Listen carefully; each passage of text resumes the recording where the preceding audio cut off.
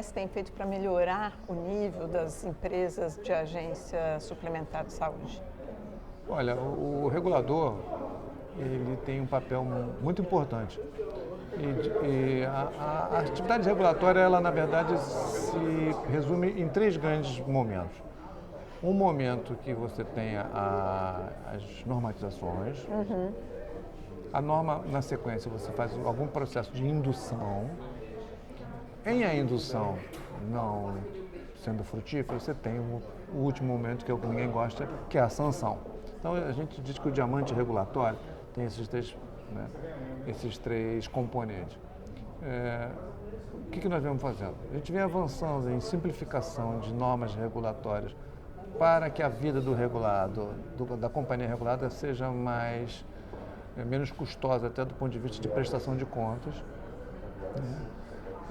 Fundamentalmente no segmento odontológico, graças a Deus é um segmento que tem tido um bom resultado econômico-financeiro, portanto não tem trazido para o regulador muita preocupação.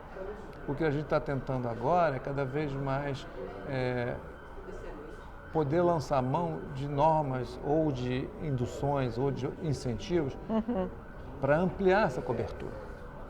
A gente sabe que a semelhança que existe no mercado de saúde médico-hospitalar, o governo não vai conseguir dar conta da população brasileira como um todo. Então, o papel, o constitucional, a Constituição de 88 foi feliz em permitir que a iniciativa privada pudesse ter um papel importante, complementar ou suplementar nomenclaturas que são muito semelhantes. Pode até existir, por exemplo, uma parceria público-privada? Sim, possível. Sim, possível.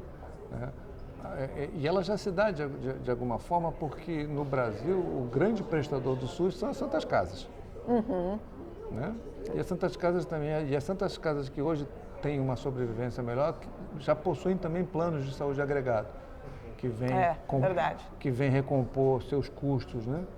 Então, assim, hoje o Brasil tem, em termos de planos odontológicos, cerca de 32 milhões de associados.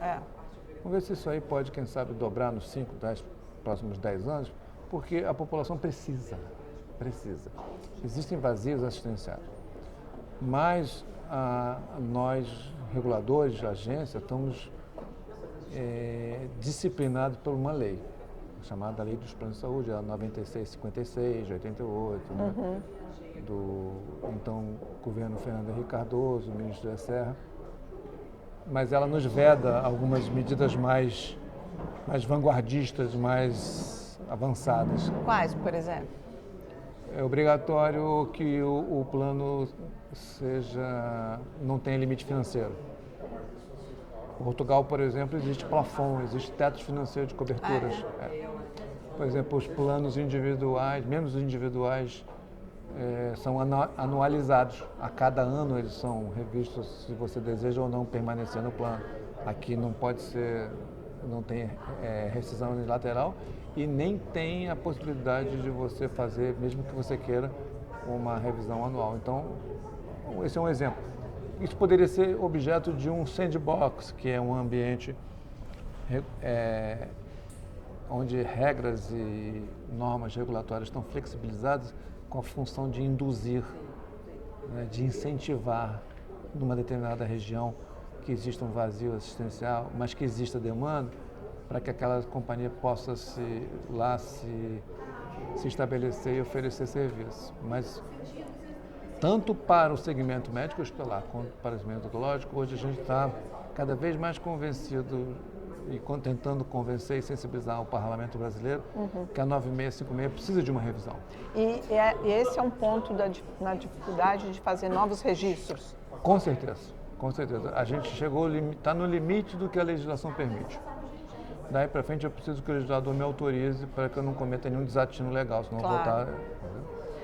E se essa flexibilização vier, onde que vai ter o maior impacto? Na medida que vocês possam fazer novos registros, enfim.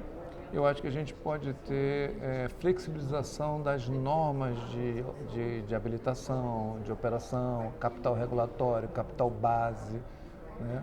Para que a gente ou que seja pelo menos durante um período para que aquela companhia, num determinado vazio assistencial, num determinado local que ainda não tem, possa engrenar e ganhar musculatura econômica e aí sim, num próximo momento, vem para a regulação padrão.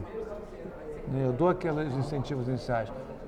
Da mesma forma que o governo dá do ponto de vista de impostos, reduz taxas de impostos, reduz custos de instalação. Entendi isso. O que você está me dizendo é o seguinte, que com essas facilidades, vamos dizer assim, a cobertura pode sair dessa concentração do Sudeste. Exatamente, é isso? Exatamente. Porque nesse momento não existe uma condição econômica, porque apesar de ser uma atividade que tem um grande componente social, ela é uma atividade que precisa ser financiada.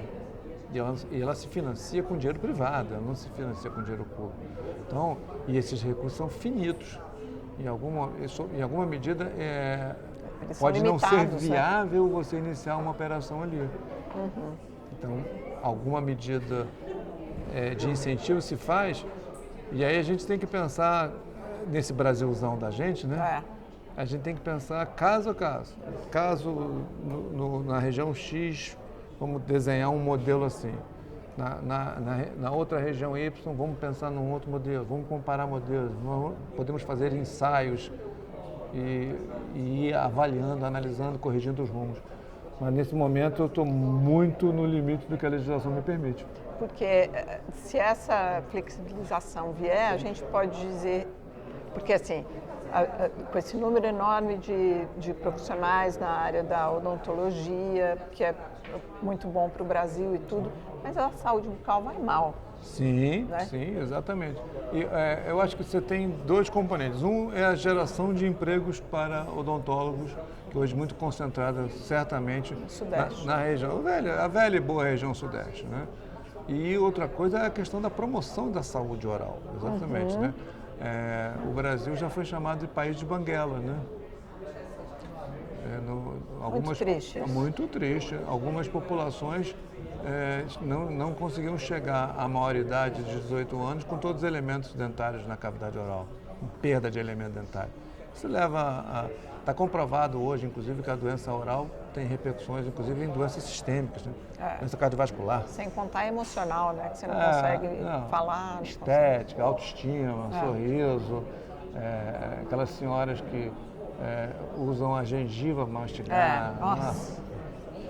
Não, isso, inclusive, causando problemas mesmo no consumo de alimentos. Sim, do ponto de vista nutricional. Uma vez eu falei para um colega que a primeira coisa que a gente faz quando nasce é comer, né? Ela falou, não, antes de nascer você já come dentro da barriga da sua mãe. Eu falei, quando sai da barriga da mãe, pega logo o peito da mãe para mamar. Bem, você faz querer comer. Ele falou, não, antes já está comendo antes. É verdade, bem isso. Mas acho que esses pontos são fundos.